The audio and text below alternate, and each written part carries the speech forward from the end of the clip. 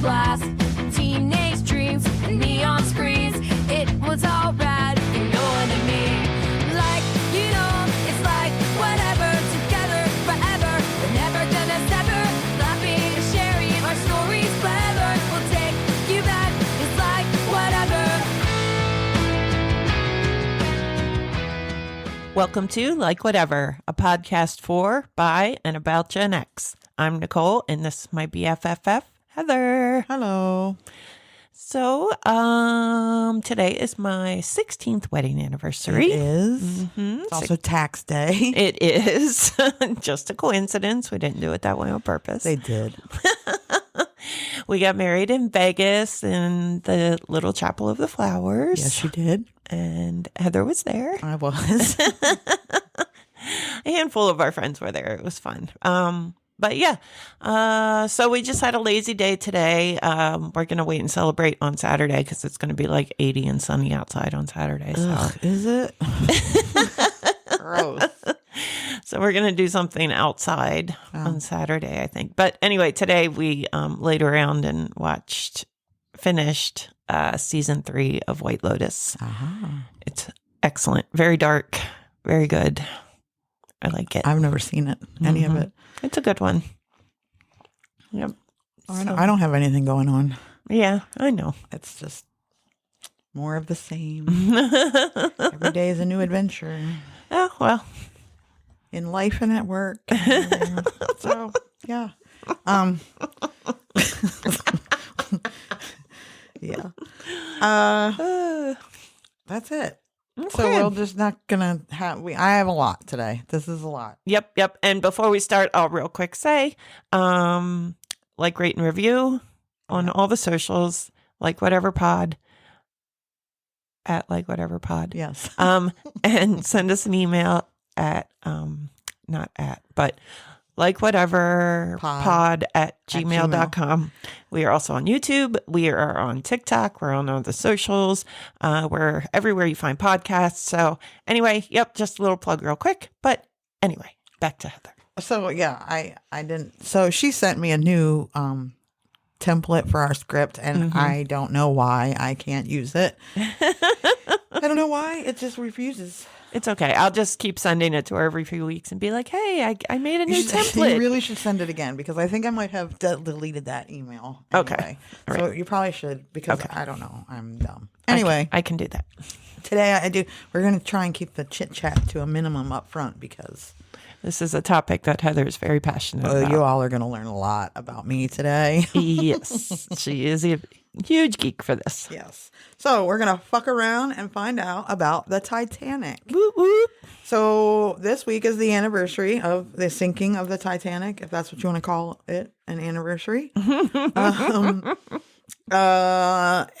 14th, 1912. I'm just going to, if you don't know what the fuck happened on the Titanic, right. I don't know where you've been for the last 100 years. Correct. But just briefly, the boat sinks. Yes. Everybody gets on it. Not enough lifeboats. Oh no. The boat sinks. Oh, hit an iceberg. Don't forget. Oh yeah, that part. hit an iceberg. That's why it sinks. Yeah. So the band plays on. I don't know what else you need to know. But I know that you're probably asking, Heather, how does this relate to being Gen X? Well, yeah. I'll tell you. First, I'm going to give you a little spoiler alert. The wreck of the British ocean liner RMS Titanic lies at a depth of about 12,500 feet, about 325 nautical miles southeast off the coast of Newfoundland. It lies in two main pieces, about 2,000 feet apart. The bow is still recognizable with many preserved interiors despite deterioration and damage sustained by hitting the seafloor. Mm-hmm. So, well, first, I'm going to touch on it later, but I'll tell you why this. A, it's the anniversary. And B, because Nat Geo just put that thing out. Oh. Yeah. Fucking okay. amazing. Oh. It is. I'll talk about it later, but it is. Is this the new footage from the exploration down there? They have they call it a digital twin. So they completely remade the entire thing. What? Yeah. And you can basically get like a view from any angle, up, down, left, center. It's the documentary Okay. is pretty cool. I'm going to watch it. Also, I'll touch on, I don't know if you all remember, that is Gen X, but there was a movie called The Titanic. Was there? Yeah. Sounds familiar. Yeah. So the reason I say spoiler alert of where it is because it took forever to find it. Mm-hmm. Nobody knew where it was. I mean, they knew where it was, but they couldn't find it because technology. Mm-hmm. So in the mid 1960s, a hosiery worker from Baldock, England, named Douglas Woolley devised a plan to find the Titanic using a bath scaffing. I meant to look what this meant. I know what it means. I don't know how to say it. Right. It's a deep sea submersible. Mm-hmm. And raised the wreck by inflating nylon balloons that would be attached to her hull. The declared objective was to bring the wreck into Liverpool and convert it to a floating museum. The Titanic Salvage Company was established to manage the scheme, and a group of businessmen from West Berlin set up an entity called Titanic Treasure to support it financially. I did not know this. I'm just sitting over here with a crinkled brow like, Oh, you're in nylon for it. balloons, eh? Oh, it gets better. The project collapsed when its proponents found that they could not overcome the problem of how the balloons would be inflated in the first I place. knew it. I knew it. I knew it was a flawed idea. Calculations showed that it could take 10 years to generate enough gas to overcome the water pressure. A variety of proposals to salvage the ship were made during the 70s. One called for 180,000 tons of molten wax, or alternatively, Vaseline, to be pumped into the Titanic, lifting her to the surface. Another proposal. Wait, what? How would that work? Well, Is Vaseline buoyant? I guess. Well, you see, I mean, it's not like getting your head stuck between the banister on the steps. Like, just slip it right out of there and it'll pop back up to the surface. so the reason why whales can swim freely is because they are the same density as water. Okay. And if you are more dense than water, you sink. So the whole point of like those big cruise ships, they're all filled with air. That's how they stay afloat. Mm-hmm. I don't know if maybe Vaseline is the same density as water. Okay. All right. Maybe. I don't know. Yeah. I don't really know what the Okay. thought process Well, you is. still gave a science. A fun fact. There you go. Thank you for saving me from myself. A whale fun fact. This one's good too. Another proposal involved filling the Titanic with ping pong balls, Oh my God. but overlooked the fact that the balls would be crushed by the pressure long before reaching the depth of the wreck. A similar idea involved the use of benthos glass spheres, which could survive the pressure. It was scrapped when the cost of the number of spheres required was put at over $238 million. And that was in the 70s. So Wow. yeah. Now, meanwhile, they don't know where it is, actually, So at this point. how do you, jeez, humans are so stupid sometimes. How do you devise a plan before you even know what you're dealing with? Well, I guess they're like, it's got to be, because I don't think at this point they don't have the technology to be able to find. They have a whereabouts. Well, exactly. But you said what, 2,500 feet deep? Yeah. So, yeah. 12,000.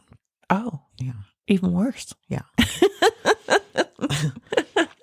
An unemployed haulage contractor from Walsall named Arthur Hickey proposed to encase the Titanic inside an iceberg, freezing the water around the wreck in a buoyant jacket of ice.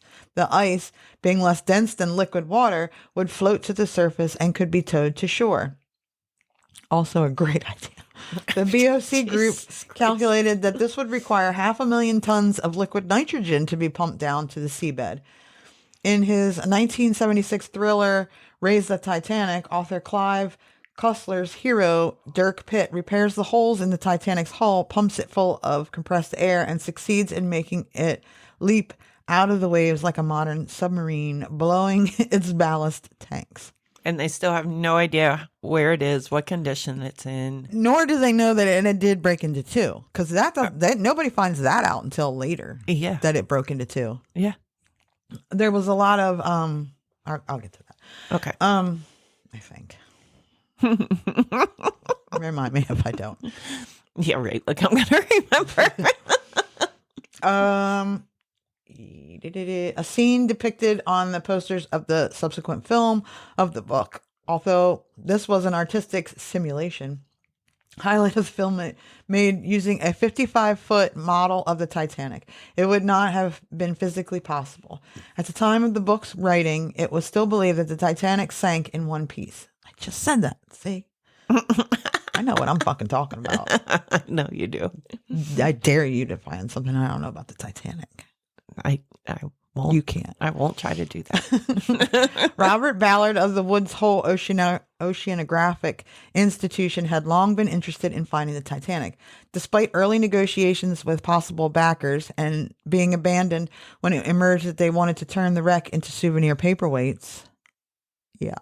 More sympathetic backers joined Ballard to form a company named Seasonics International Ltd. as a vehicle for recovering and exploring the Titanic. In October 1977, he made his first attempt to find the ship and with the aid of the Aloqua Corporation deep sea salvage vessel Sea Probe. This was essentially a drill ship with sonar equipment and cameras attached to the end of the drilling pipe. It could lift objects from the seabed using a remote-controlled mechanical claw. Oh, you'd be good at that. I would be really good at that. That's why you love the Titanic. One day you're going to save it from the ground. I'm going to make a claw machine out of it. All those free cigarettes paid off. I'm going to pick up the Titanic. And actually, you're not allowed to go to the Titanic anymore. Oh. Yeah. That's been declared a graveyard and you can no longer go. It's really deteriorating. I thought they were working on tourism. No. Oh. As far as I know, you can't go there anymore. And the submersibles and stuff, you're not allowed to do any of that anymore. I think that's why they did the 3-day thing so that they could. Oh. Yeah, it's just dangerous at this point to have people going down to it, and it's a graveyard. I don't know if you know this, but like 1,700 people died. Oh, really? Yeah. Oh. Something about lifeboats. Oh. Yeah. Yeah. The expedition ended in failure when the drilling pipe broke, sending 3,000 feet of pipe and $600,000 worth of electronics plunging to the seabed. And the equivalent to that is in 2024's money was $3,113,344. Leave it to humans. Yeah. In 1978, the Walt Disney Company and National Geographic magazine considered mounting a joint expedition to find the Titanic. Using the aluminum submersible Alumnaut, the Titanic would have been well within the submersible's depth limits, but the plans were abandoned for financial reasons. Aluminum doesn't sound sturdy enough to go under that much pressure. You know, I know. But I guess I can crush aluminum. Well, I don't think they mean like a tin can. It's more than that. But I don't know. You'd think it'd have to be like I don't know. Yeah. I don't know how those things work. Me neither. I don't know. There's math That's involved. why I'm not an engineer. Yeah, there's a lot of math involved that I don't know about. The next year, the British billionaire financier and tycoon Sir James Goldsmith set up Seawise and Titanic Salvage Ltd. with the involvement of underwater diving and photographic experts. His aim was to use the publicity of finding the Titanic to promote his newly established magazine, Now, with an exclamation point. I've heard of that magazine. Now! An expedition to the North Atlantic was scheduled for 1980, but was canceled due to financial difficulties. A year later, Now folded after 84 issues, with Goldsmith incurring huge financial losses. Fred Kohler, an electronics repairman from Coral Gables, Florida, sold his electronics shop to finance the completion of a 2-man deep-sea submersible called Seacopter. He planned to dive to the Titanic, enter the hull, and retrieve a fabulous collection of diamonds, rumored to be contained in the purser's safe. However, he was unable to obtain financial backing for his planned expedition. Another proposal involved using a semi-submersible platform mounted with cranes resting on 2 watertight supertankers that would winch the wreck off the seaboard seabed and carry it. That to sounds shore. totally realistic. And they still don't know where it is, right? No, they still don't know where it is. Okay. All right. This is I'm glad 1980. all this brain power and probably a lot of money has gone into planning how they're going to get it. Get something they can't even haven't- find. They can't find. Yeah. Okay. In July of 1980, an expedition sponsored by Texas oil man Jack Grimm set off from Port Everglades, Florida. That's another thing. It's in Newfoundland. Maybe off Boston or something. Right? Like at least get yourself halfway there. Grimm had previously sponsored expeditions to find Noah's Ark, the Loch Ness Monster, Bigfoot, and the giant hole in the North Pole. Do you remember when there was a giant hole in the North Pole? I don't. Yeah. I do like that he's at least looking for things that are real now. Although I do believe in Loch Ness. I know. I don't know that Loch Ness is still around, but I do believe they could have been around, and there could have been. All right. Anyway, Actually, the other day, somebody did not the other day, but I read it the other day, but it's been like within the last 6 months or so. Someone did just find like an almost fully intact, what the hell is the name of that dinosaur? I know one of you will know it. Sea growing. It was a sea going. It was. Yeah. They called it the T-Rex of the ocean. well, my only issue with Loch Ness, not that I don't believe in it or don't believe it couldn't be there, it just wouldn't have enough food where they were saying it was for enough of them to live there to still be reproducing. Right. That's kind of like my whole thing. But with the Bigfoot, yeah, like Siberia is a very big place. You know, I come and go with Bigfoot. I think I want to believe in Bigfoot. I said to my dad one time, I was like, I mean, Bigfoot has to be real, right? Because all of these cultures have a name for it. And he said to me, yeah, they all have a name for God also. And I was like, shut your mouth. True. Wait I a guess minute. Loch Ness has the best chance of something like that being found because there's so many sea creatures we don't know. There's so much at the bottom And of the very ocean. large sea creatures exist that we have no idea about. So There's so maybe much. it's like a beached Loch Ness. Maybe. That's why they saw it. Maybe they just like to take trips to the loch. I don't know Yeah, if family lochs- vacation. I don't know if lochs like go to the outside to the ocean or what. I don't know anything yeah. about loch. Yeah. But there's a lot of shit at the bottom of the Maybe ocean. those little smaller bodies of water are really warm, so it's like a spa. A spa. Although I feel like there it would be cold. Yeah, but probably warmer than where they are if they're That's deep. true. That's true. And like there's no crushing pressure. Like they couldn't take 80, 90 degree water. That would burn them Burn up. them up. True. Yeah. To raise funds for his Titanic expedition, he obtained sponsorship from friends with whom he had played poker. They'll bet on anything, so that I believe. He sold media rights through the William Morris Agency, commissioned a book, and obtained the services of Orson Welles to narrate a documentary. He acquired scientific support from Columbia University by donating $330,000 to the Lamont Doherty Geological Observatory for the purchase of a wide sweep sonar, in exchange for 5 years of use of the equipment and the services of technicians to support it. Doctors William B.F. Ryan of Columbia and Fred Spies of Scripps Institution of Oceanography in California joined the expedition as consultants. The expedition was almost canceled when Grimm asked them to use a monkey trained to point at a spot on the map to supposedly indicate where the Titanic was.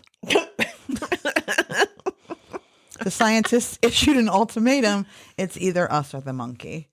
Grimm preferred the monkey, but I get that. went with the scientists instead. Yeah. I mean, I hope he kept the monkey as a pet, at least. as a side project. Here, monkey. Here's a map. Well, where's Bigfoot? I mean, he would probably know more where Bigfoot was than He might. Yeah. monkeys know it all. Yeah, exactly. Monkeys creep me out. I don't like monkeys. I know my husband loves monkeys. Like he follows certain, like there's this monkey Kiki that like, and these crazy people that live like in Tennessee somewhere, and they have this big farm and they have baby camels and a big monkey entrapment, not entrapment. I mean, Well, except these animals have a really good life. Right. So, yeah, but every time he shows me, I'm like, oh, yeah. I don't get it. It's like having a baby, a toddler, their entire life. That can rip your face off. Why would you want That can rip your a face off. pet that needs a toddler's worth of attention for its entire And lifespan? Could rip your face off. No thanks. That's my thing. Like, they're still wild animals. Cats and dogs are domesticated. For a very long time. Those animals are not domesticated. And if they are, it's like you said, they will rip your probably less than a generation worth. face. Yeah. Yeah. Yeah. It's a no for me on the monkeys. Yeah. Yeah. Same. You gotta buy diapers. If I wanted to Yeah. buy diapers, I would have had a kid. Yeah. They fling their poop. Yeah. And they can rip your face off. More importantly, I feel like. It really is the most valid point. And I'll stop. Yeah, okay. Okay. The results were inconclusive, as 3 weeks of surveying in almost continuous bad weather during July and August in 1980 failed to find the Titanic. You know, in the middle of hurricane season in the North Atlantic. Excellent. Yeah, smart. The problem was exacerbated by technological limitations. The Seamark sonar used by the expedition had a relatively low resolution and was a new and untested piece of equipment. It was nearly lost only 36 hours after it was first deployed, Jeez Louise. when the tail was ripped off during a sharp turn. These guys sound like the Three Stooges trying to find. Everybody. Like, they all sound like the Yes. Three Stooges trying to find it. What? Yes. It took a sharp turn, destroying the magnometer, which would have been vital for detecting the Titanic's hull. Nonetheless, it surveyed an area of some 500 square nautical miles and identified 14 possible targets. A documentary of this expedition featuring Wells was titled Search for the Titanic in 1981. Grimm mounted a second expedition in June of 81 aboard the research vessel Geyer, with Spies and Ryan again joining the expedition. So they signed on again. To increase their chances of finding the wreck, the team employed a much more compatible sonar device, the Scripps Deep Tow. The weather was again very poor. Again, they went in hurricane season. Oh, Lord have mercy. Yeah, in Newfoundland. All 14 targets were successfully covered and found to be natural features. On the last day of the expedition, an object that looked like a propeller was found. Grimm announced on his return to Boston that the Titanic had been found, but the scientist declined to endorse his identification. The object would never be seen again. It's just gone. So he swore he found it. Yeah. And then he it was did. just gone. Yeah. I think our president might be reincarnate of. Documentary of this expedition featuring James Drury was titled Return to the Titanic in 1981. This and the previous film were later combined to a single production in search of the Titanic.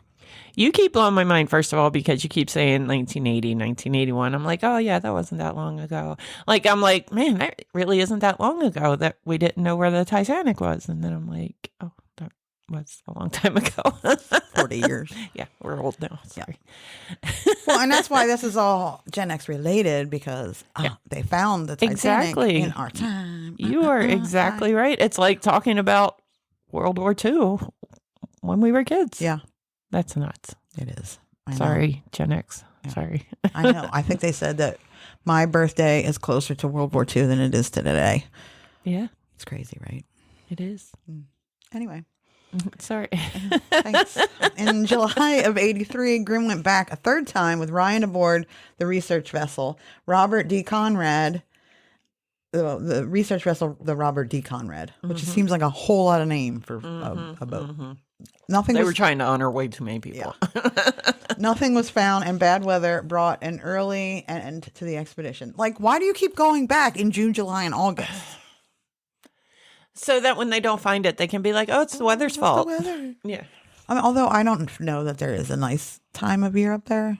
Probably not, but they're probably better. I mean, I think they have like nor'easters and stuff in the winter. I'd imagine spring's pretty, but everything's probably frozen. Yeah. That might be why they do it in the fall. I mean, they could look for that. They have to wait for They, stuff you know to what they thaw should have out. done? They should have looked for the damn iceberg that had pieces of the Titanic stuck to it. Yes. You're a genius. I know. It's already been found. So I know. Okay. Bad weather. although they did not know it at the time, the sea mark had passed over the Titanic but failed to detect it. While Deep Tow had passed within 1.5 nautical miles of the wreck. Trifling. Michael Harris and Jack Grimm failed to find the Titanic, but their expedition did succeed in producing fairly detailed mapping of the area in which the ship sank. It was clear that the position given in the Titanic's distress signals was inaccurate, which was a major expedition difficulty because it increased the search area's already expansive size. How dare they I know. send a distress signal In in an inconvenient place? In 1912, they didn't know exactly Rude. where they were. Despite the failure of his 77 expedition, Ballard had not given up on hope and had devised new technologies and a new search strategy to tackle the problem. The new technology was a system called Argo Jason. This consisted of a remote controlled deep sea vehicle called Argo, equipped with sonar and cameras and towed behind the ship with a robot called Jason. Yeah. And then they were tethered together so it could roam the seafloor, take close-up images, and gather specimens. The images from the system would be transmitted back to a control room on the towing vessel where they could be assessed immediately. Although it was designed for scientific purposes, it also had important military applications, and the United States Navy agreed to sponsor the system's development on condition that it was used to carry out a number of programs, many still classified. Cool. So the Navy commissioned Ballard and his team to carry out a month-long expedition every year for 4 years to keep Argo Jason in good working condition. It agreed to Ballard's proposal to use some of the time to search for the Titanic. Once the Navy's objectives had been met, the search would provide an ideal opportunity to test Argo Jason. In 1984, the Navy sent Ballard and Argo to map the wreck of the sunken nuclear submarines, the USS Thresher and the USS Scorpion. They were lost in the North Atlantic at depths up to 9,800 feet. The expedition found the submarines and made an important discovery about how shipwrecks behave as they sink. As Thresher and Scorpion sank, debris spilled out from them across a wide area of the seabed and was sorted by the currents. Duh.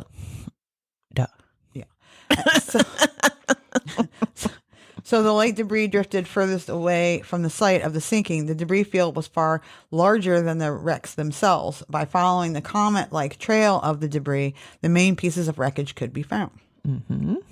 A second expedition to map the wreck of Scorpion was mounted in 1985. Only 12 days search time would be left at the end of the expedition to look for the Titanic, as Harris Grimm's unsuccessful efforts had taken more than 40 days. Ballard decided that extra help would be needed. He approached the French National Oceanography Agency, IFREM, which with Woods Hole had previously collaborated. The agency had recently developed a high-resolution side scan sonar and agreed to send a research vessel And they still haven't found it, right? No. Okay. But at least they're working on finding it. They're real close. Oh, I'm so excited. To survey the seabed in the area where the Titanic was believed to lie. The idea was for the French to use the sonar to find likely targets, and then for the Americans to use Argo to check out the targets and hopefully confirm whether they were in fact the wreck.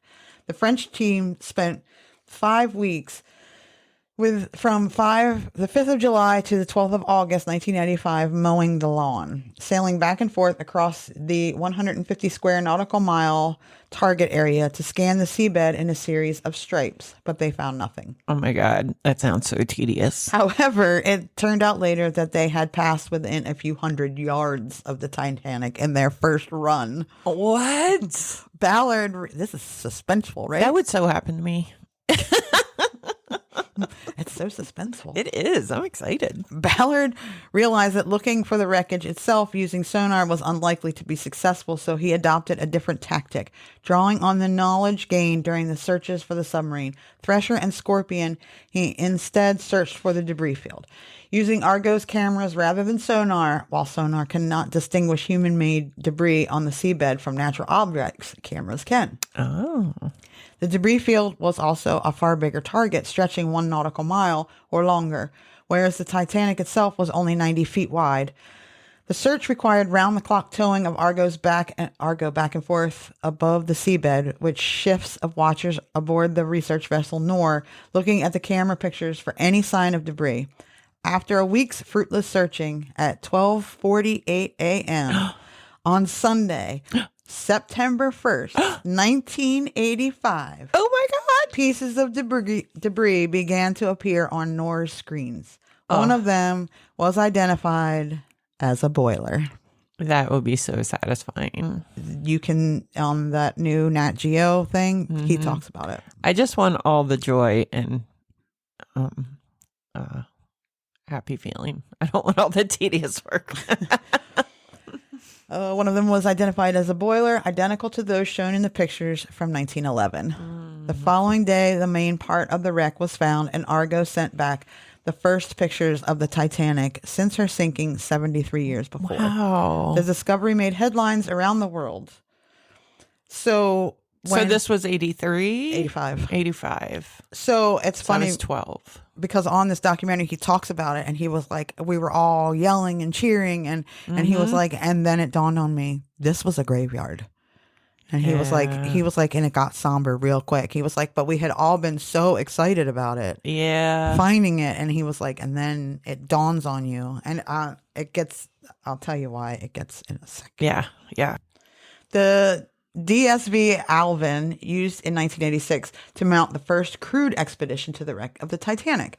Following the discovery of the wreck site, Ballard returned to the Titanic in July of 86 aboard the research vessel, the RV Atlantis. The RV Atlantis 2. Oh. Now the deep diving submersible DSV Alvin could take people back to the Titanic for the first time since her sinking. And the remote operated vehicle Jason Jr. would allow the explorers to investigate the interior of the wreck. Another system, Angus, was used to carry out photo surveys of the debris field. Jason Jr. Oh my God. It's extra funny because my husband's name is Jason. I call him Jay. But I know you know, but the listeners don't know. And that's why we keep giggling a little extra hard. Yeah, every time I read it, I automatically think of him. Our little JJ. Yeah. Jason Jr. Another system, Angus, was used to carry out photo surveys of the debris field. Jason Jr. I should remember that Jason Jr. was where we were. Descended the ruined grand staircase as far as B deck and photographed remarkably well preserved interiors, including some chandeliers still hanging from the ceilings. So look at this. We're going to nerd out here a second. I should probably not do it now because I'm sure. You had me at chandelier, but go ahead. The insanity of the stuff that they have recovered, and B, they show you in the photos, is astounding that it is still there this long after. I mean, and it's like dolls' heads, and wow. Obviously there's no bodies because they said there could still be some like weight in the boiler rooms and stuff like that, but it's highly unlikely. Yeah, at this point. Apart. So instead of bodies and bones get crushed and all of that, it's just shoes. So you'll find a pair of shoes or two pairs of shoes, and that's where somebody died. Oh my God. Where their body settled. Anyway. Yeah, I've been to a couple of the Titanic's moving exhibitions. Yes. Mm-hmm. And I mean, one had a leather wallet with money still in it. Oh. Perfectly, like, it's fucking amazing. It's that kind of stuff is what I love. That's why I love TV. Like, I like going to museums and I read the things, but it's not the same as when you watch like a documentary on Nat Geo about the Titanic or even Mysteries at the Museum. Like, I love that show because they're taking one piece of something from a museum and they're telling you in detail, like where it was, who was with it, what happened with it. And that's what I love. Museums, kind of get lost in the sauce. Like, there's too much to. They have in Orlando, they have a Titanic museum. Mm-hmm. And we went. Well, I talked. One year, my whole family went. Mm-hmm. It was like a 2-week situation. They got timeshare for 2 weeks. And my mom and dad spent the first like 4 days there by themselves. My sister and her husband and one kid, because the other one wasn't born yet, went down in the middle, and then I came down, and then I spent the rest of the time. So my mom and dad were there for a little while. We were all together, and then my mom and dad left. So when my mom and dad left, I was begging, please, can we go to this Titanic museum, please? And you all don't know, but she knows my sister. She was like, ugh, and her and her husband both were like, we do not want to get bored at this Titanic museum. But when you get there, they give you a boarding pass, and that's who you are. Oh. And you don't know until the end whether you lived or not. Yeah. Whoa. And then you walk through, and they have like a recreation of the cabins, like third class, first class. They have one part where you go into like, it's like a walk-in freezer, and it's the temperature it was there. And then they have like what iceberg feels like in there, and like just all they have. Was that where they had the big piece of it, or was that Vegas? One of them has a giant, like, and I mean like the size of a room piece of it that they brought up. Wow. Yeah. And they have it hanging. So they were they were into, like, they were fully immersed in the experience. And my nephew kept getting grumpy because he was a little baby, he was a kid, and did not care about the Titanic. And they kept getting upset because one of them would have to take him outside. And missed part of it. So anyway, I converted them, and they were very excited about it. Nice. They also have the grand staircase, like a replica of the grand staircase that you can stand on, and you can actually get married on it. I know. What? Next time. Thought it, but I wasn't going to say it. There won't be a next time. Between the 25th of July and the 10th of September 1987, an expedition mounted by IFMIR and a consortium of American investors, which included George Tulloch, D. Michael Harris, and Ralph White, made 32 dives to the Titanic using the submersible Nautile. Controversially, they salvaged and brought ashore more than 1,800 objects. A joint Russian-Canadian-American expedition took place in 1991 because I guess the Cold War was over. So you didn't have anything else to do. What do you do? Using the research vessel, it's Russian. And it's 2 Mir submersibles, sponsored by Stephen Lowe and IMAX, CBS, National Geographic, and others. The expedition carried out extensive scientific research with a crew of 130 scientists and engineers. The Mirs carried out 17 dives, spending over 140 hours at the bottom, shooting 40,000 feet of IMAX film. Wow. This was used to create the 1992 documentary film Titanica, which was later released in the U.S. on DVD in a re-edited version narrated by Leonard Nimoy. And so you can only imagine that would be the greatest thing. So there are a couple movies about other than documentaries, but my 2 favorites obviously is the one that James Cameron did. But there's one called A Night to Remember, and it's black and white. And it is one of my favorites. Oh, I think I would enjoy that. Yeah, it's like 50s or 60s. The Poseidon Adventure is one of my favorites. So, I would like it. I don't want to spoil it for you, but the boat sinks. Damn it! I can't believe you told me. I'm sorry. IFRIM and RMS Titanic Inc., the successors to the sponsors of the 87 expedition, returned to the wreck with Nautile and the ROV Robin in June 1990. What is up with the naming these things? People names. I don't know. In June 90, I mean, my Roomba is named Alice, so I guess again. True that. Over the course of 15 days, they made 15 dives lasting between 8 and 12 hours each. Another 800 artifacts were recovered during the expedition, including a 2-ton piece of reciprocating engine, a lifeboat davit, and the steam whistle from the ship's forward funnel. That's what I'm saying. Like, all this shit is like still fucking there. Like, it's just there. In 93, 94, 96, and 98, RMS Titanic Inc. carried out an intensive series of dives that led to the recovery of over 4,000 items in the first 2 expeditions alone. The 96 expedition controversially attempted to raise a section of the Titanic itself. a section of the outer hull that originally compromised part of the wall of 2 first-class cabins on the C deck, extending down to the D deck. It weighed 20 tons, measured 15 by 25 feet, and had 4 portholes in it, of which still had glass in them. Wow. Yeah. The section had come loose either during the sinking or as a result of the impact with the seabed. Its recovery using diesel-filled flotation bags was turned into something of an entertainment event, with 2 cruise ships accompanying the expedition to the wreck site. Passengers were offered the chance at $5,000 per person to watch the recovery on television screens in their cabins while enjoying luxurious accommodations. And if I had had $5,000 and knew about that, I 100% would have done that. Mm-hmm. Because I wanted to do the QE too. Yeah. When they do, I don't know if they ever did. They were supposed to do it for the 100th anniversary. Mm-hmm. It was supposed to, I would have, had I had the money for that, I would have fucking done that. Yeah. And I would have run into an iceberg.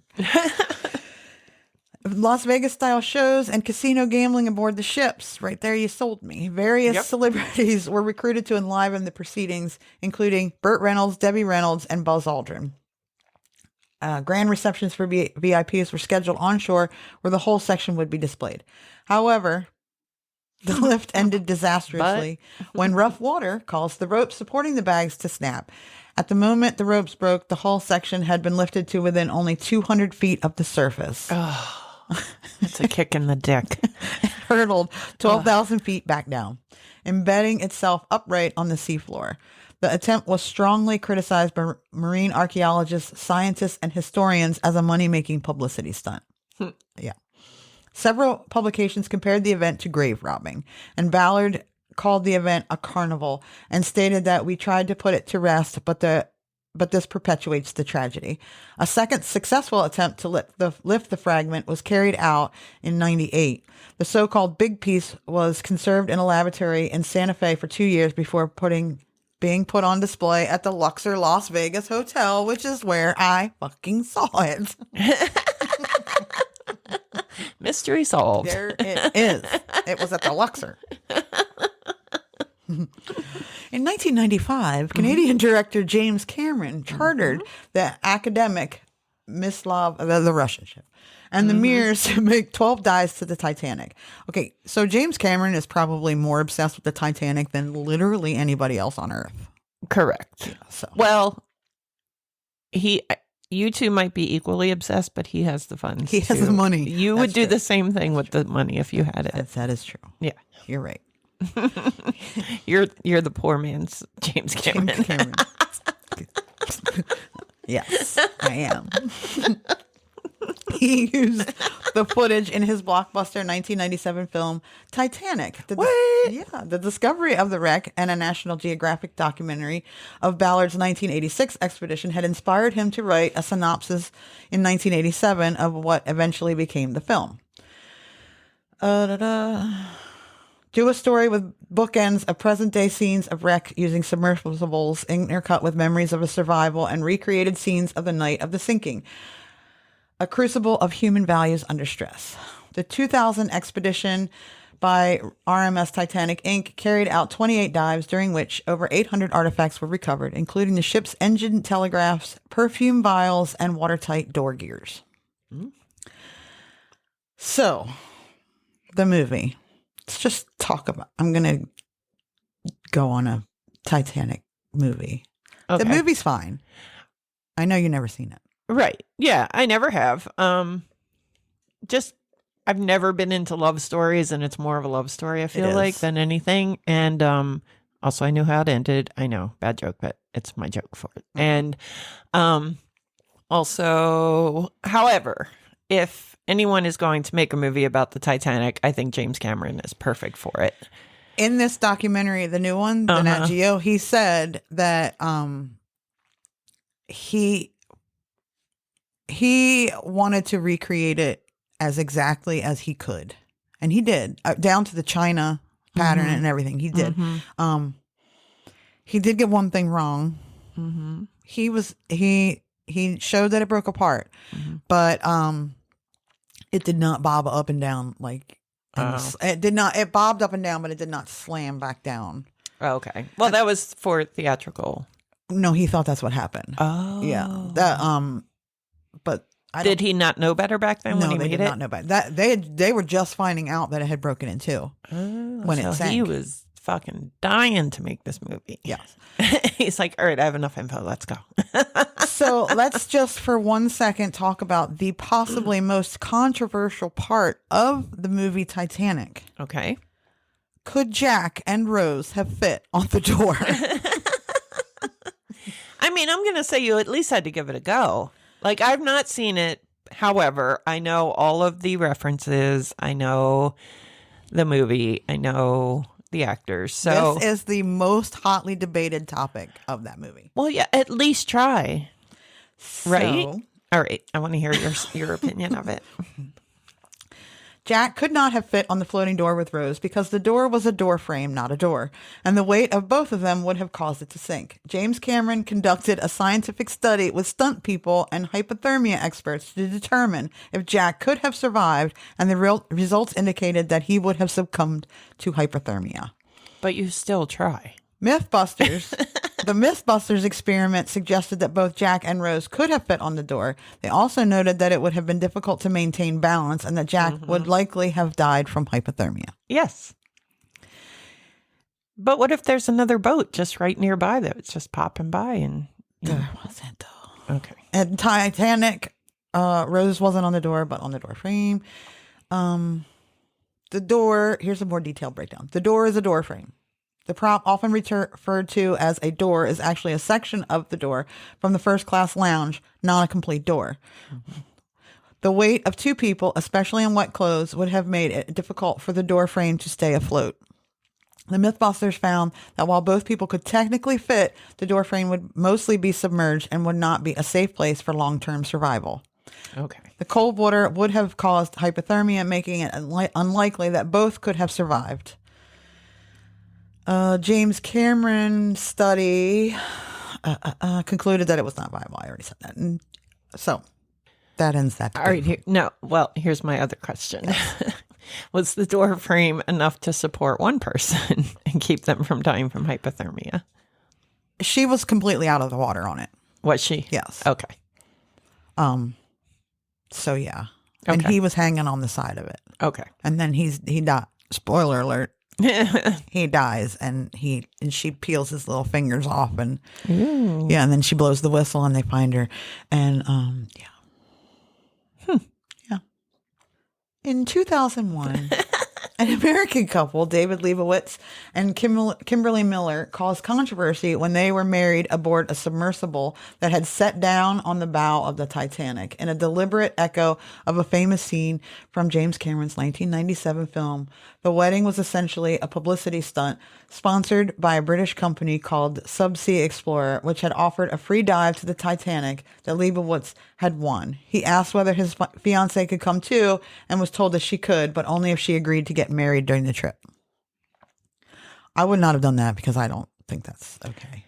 No, but it sounds about right for people with money to try to make money. Yeah, that's true. Yeah. The same company also brought along Philip Littlejohn, the grandson of one of the Titanic's surviving crew members, who became the first descendant of a Titanic passenger or crew member to visit the wreck. Cameron himself also returned to the Titanic in 2001 to carry out filming for Walt Disney Pictures' Ghosts of the Abyss, filmed in 3D. In 2003 and 2004, the U.S. National Oceanography and Atmospheric Administration, NOAA, carried out 2 expeditions to the Titanic. The first, carried out between June 22nd and July 2nd, 2003, performed 4 dives in 2 days. Its key aims were to assess the current condition of the wreck and carry out scientific observations to support ongoing research. The stern section, which had previously received relatively little attention from explorers, was specifically targeted for analysis. The microbial colonies aboard the Titanic were also a key focus of investigation. A second expedition from May to June 2004 saw the return of Robert Ballard to the Titanic nearly 20 years after he discovered it. The expedition spent 11 days on the wreck, carrying out high-resolution mapping using video and stereoscopic still images. In 2005, there were 2 expeditions to the Titanic. James Cameron returned for the third and last time to film Last Mysteries of the Titanic. Another expedition searched for previously unseen pieces of wreckage and led to the documentary Titanic's Final Moment, Missing Pieces. We're still not done. RMS Titanic mounted further expeditions to the Titanic in 2004 and 2010 when the first comprehensive map of the entire debris field was produced. 2 autonomous underwater vehicles, torpedo-shaped robots, repeatedly ran backward and forward across the 3x5 nautical mile debris field, taking sonar scans and over 130,000 high-resolution images. This enabled a detailed photosomatic of the debris field to be created for the first time, giving scientists a much clearer view of the dynamics of the ship sinking. It encountered difficulties. Several hurricanes passed over the wreck. And one of the ROVs was caught in a piece of wreckage. I remember that too. The same year saw the discovery of the new bacteria living in the rusticles on the Titanic. Latin words that I don't know that name bacteria. By April 2012, 100 years since the disaster and nearly 25 years since the discovery of the wreck, around 140 people had visited the wreck. On the 14th of April 2012, the 100th anniversary of the ship sinking, the wreck of the Titanic became eligible for protection under the 2001 UNESCO Convention on the Protection of the Underwater Cultural Heritage. In the same month, Robert Ballard, the wreck's discoverer, announced a plan to preserve the wreck of the Titanic by using deep-sea robots to paint the wreck with anti-fouling paint to keep the wreck in its current state for all time. The proposed plan that Ballard announced had been outlined in a documentary made in time with the Titanic's 100th sinking anniversary called Save the Titanic with Bob Ballard. He himself talks about how he proposed the paint job on the wreck will work. Ballard said that he proposed to robotically clean and repaint the Titanic with a color scheme mimicking rusticles because he saw original anti-fouling paint on the ship's hull, which was still working even after 74 years on the seabed. All right. Yeah. I can't keep letting you talk without saying what an incredible waste of money it would be to repaint the Titanic. That pink color, because it was a pink stripe. Any color. If you've seen the pictures. I mean, like it's a pink wreck 12,000 feet under the sea. Like, yes. Okay. Sorry. Some people just have more money than they know what to do with. Yes. In August 2019, a team of explorers and scientists used deep submergence vehicles limiting factor to visit the wreck, marking the first crewed dive to the ship in 14 years. 5 dives took place over a period of 8 days. The team used specifically adapted cameras to capture the wreck in 4K resolution for the first time, and dedicated photogrammetry passes were performed to create highly accurate and photoreal 3D models of the wreck. Footage from the dive was used for a documentary filmed by Atlantic Productions. The documentary was Back to the Titanic, aired on Nat Geo in 2020. In May 2023, we're almost here. The mapping company Magellan and the film production company The Atlantic Productions created the first full-size digital scan of the Titanic using deep-sea mapping. The 3D view of the entire ship enables it to be seen as if the water has been drained away. It is hoped the scan can shed new light on the sinking. And I think that's what the Nat Geo is. Oh, yeah. Then American company... The American company Ocean Gate began conducting commercial submersible tours of the wreck in July 2021 using its submersible Titan. On June 18th, 2023, Titan imploded near the wreck during a dive, killing pilots Stockton Rush and 4 passengers. The wreckage of the Titan was located roughly 500 meters or 1,600 feet from the bow of the Titanic. Is that the submersible that I'm thinking of? Yeah, the one that was that long ago? 2023. It's only been 2 years. Oh, yeah. Yeah. I thought you said a different year. No, 2023. Yeah, that was awful. Uh-huh. The incident prompted James Cameron to remark, "Now there's one wreck lying next to the other wreck in the same day for the same damn reason." On July 6, 2023, OceanGate suspended all operations. On July 2024, RMS Titanic held their first expedition to the wreck in 14 years. They did more photography, and that's the National Geo. Okay. So, some of the Titanic's fauna has never been seen anywhere else. James Cameron's 2001 expedition discovered a previously unknown type of sea cucumber, lavender with a glowing row of phosphorescent portholes along its side. A newly discovered species of rust-eating bacterium found on the ship has been named the Latin thing that I said, which has been found to cause rapid decay of the wreck. Henrietta Mann, who discovered the bacteria, has estimated that the Titanic will completely collapse, possibly as soon as 2030. The Canadian geophysicist Steve Blasco has commented that the wreck has become an oasis, a thriving ecosystem sitting in a vast desert. In mid-2016, the facilities of the Institute, French words, used neutron imaging to demonstrate that a molecule called ectine is used by that bacteria to regulate fluid balance and cell volume to survive at such pressures and salinities. So they have determined that the wreck of the Titanic will not exist by 2037 and that preservation of the Titanic is impossible. Unfortunately, because Titanic is 2.3 miles down, it is very difficult or impossible to preserve.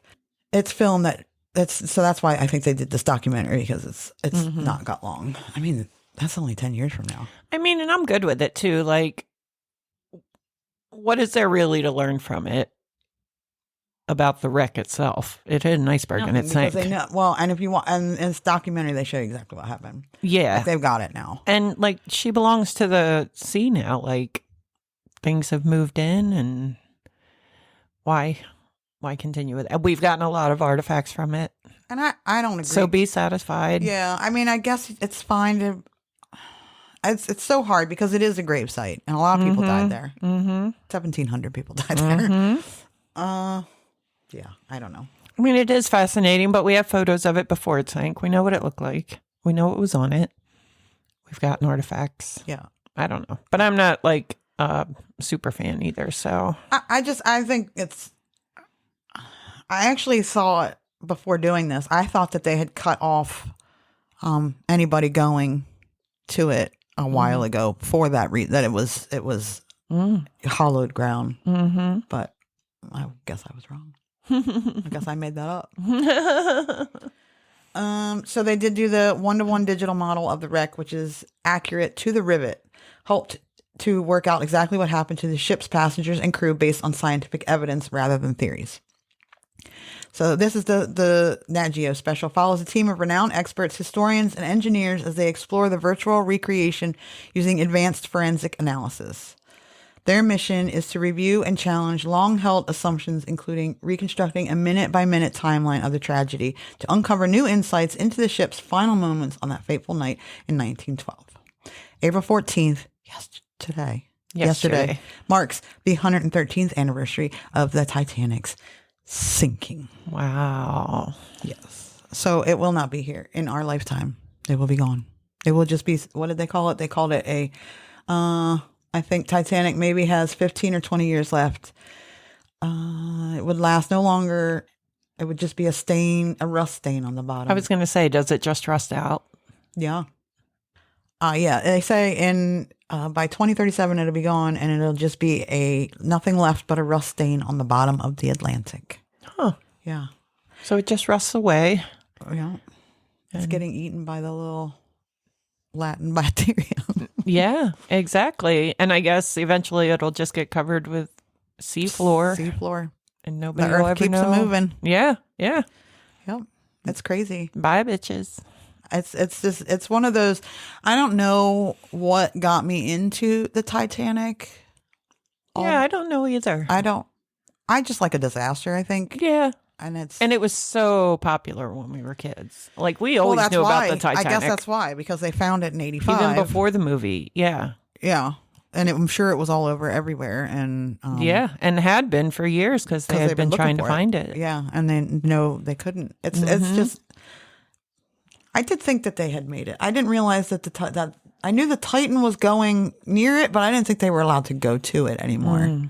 I really did think. Well, I guess I was wrong, but I'm sure in some way you're right. It's just What do you and like you said, what do you need to go back for? Yeah. Now you have this 1-to-1. They called it a digital twin, and the documentary is really good, and you can really see it. And one of the things James Cameron was talking about was, because he said when you first come up on it, you come up on the bow, like when James Cameron did. When you come up on it, you come up on the bow, and it's just like. And that would be amazing. He was like, it's just all dark, and then there it is. Yeah. And he was like, he said the same thing that Ballard did. He was so excited and screaming and hooting and hollering. And then he was like, oh. Yeah. Damn. That would be amazing. Like yesterday I watched Gail King go into space on Jeff Bezos. I love Gail King. I think she's awesome. But you're making me think of that because she was absolutely terrified. Like the other 5 women on the ship were excited and smiling, and she just looks like she is walking to her death. Like, and that I would be exactly the same way. But I was thinking about it while you were talking, and I have no interest in space. But what you just said about being down in that submersive and just rolling up and being on the bow, like, yes, I would want to do that. I think. I would. I don't know. I would because if you're going to die, that's a quick motherfucking death, right? Oh yeah, for sure. Like they said, the people on the Titan didn't have maybe for a second. No, they didn't even have that. Oh, okay. They didn't from the time the hole happened or whatever happened till the time they were vaporized was less than a second. Okay, like they didn't even have time to think. There's a hole. Nothing gone. Just. Gone. Yeah, no, their families are just here to grieve. Yeah. Yeah. And that's sad. But, and the same thing with it's the same way I feel about all the space tragedies too. Those people died doing what they loved. They knew it was a risk. It's a risk. Yes. Even if they had run the shuttle 500 times, you still, you're strapping yourself on a rocket with a lot of gas in it. And you're kind of a guinea pig. You're going in the grand scheme of things, we know very little. I mean, it is. But to be able to run up on that bow would just be. And all the human stories. I don't want to go into all of them because we would have been here for like 4.5 hours. Yeah. There was a Guggenheim on there that died. Although I did want to tell you in this documentary. They did find out. So there was a lot of controversy about one of the crew members. I don't remember if it's the one that James Cameron had shoot people in the movie, although he did feel guilty about that because that was an actual person and he doesn't know. He took liberty with that and he thought better of it. He thought he should have made it more of a anonymous, right? Like just a member of the crew, not give him an actual crew member's name. Right. Anyway, there was a lot of controversy over this one crew member that some of the other crew members that survived said that he got swept off the deck while trying to put a lifeboat over, and which lifeboat. And then other people said they saw him trying to get in lifeboats, and it was like he died either way. But there was a lot of tarnishing, and in this they were able to go to the lifeboat the area that he was supposed to be at, and they said that at the time it was going down the bow, because I think it was up on the bow. When it was going down, the angle, they did a lot of science. The angle at which the hoisty things on it and the way it was broken would have indicated that it was being dropped at the time, and that it probably sunk so fast there that he probably did get pulled off the. Oh, yeah. So they did clear that guy's name. Nice. 100. But I mean, it's just if they put that show on the road where you can just walk through like a hologram of it or something, man, I would do that. It's anyway. Yeah. that would be cool. There's a lot of really cool stories about, of course, this unsinkable Molly Brown, and there's a lot of very rich people on there that. Well, I mean, you love the Titanic so much, you can dedicate another episode. We'll do to another just 4.5 the hours stories. of the Yes. of the Titanic. I love it. Yep. Anyway, that's the finding of the Titanic and not the sinking of the Titanic. That was very fun, very informative. Thanks. I didn't have any really fun facts, but I don't know that there are any fun facts about the Titanic. Yeah, well, yeah, it's kind of I can't think of the word. But Sad tragedy. I guess because it's so far removed from it that it's not, it is sad, but I do want to go to Nova Scotia. That's where the graveyard is. Ooh. I know. I want to go so bad. Okay. And they have a whole big museum, and then you can walk the grounds of the graveyard, and you can see the graves of some of the people that the Carpathia picked up. Wow. So if you ever want fun facts on the Titanic, I'm your gal. Yeah. Yeah, definitely. Okay, that's it. I rambled on about my Titanic for long enough. Thank you. I appreciate it. Yeah. You can find us on all the socials at Like Whatever Pod. You can send an email asking me, hey, Heather, what are some fun facts about the Titanic? At likewhateverpod@gmail.com. Or not. Like, whatever. Whatever. Bye. Bye.